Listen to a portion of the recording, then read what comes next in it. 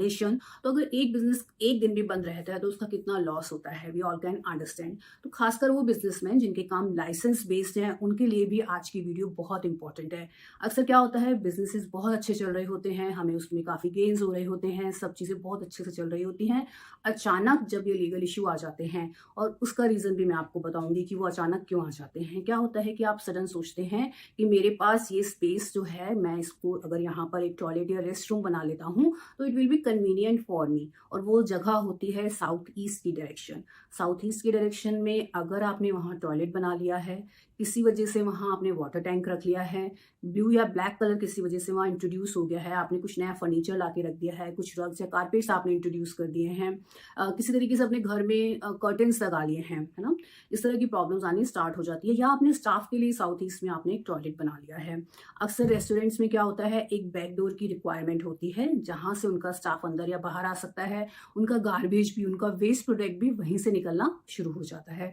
अगर वो area south east का है, यानी कि अगर आपने साउथ ईस्ट में कोई बैकडोर बना लिया है तो भी आपको लीगल इश्यूज को आपने इनवाइट कर लिया है।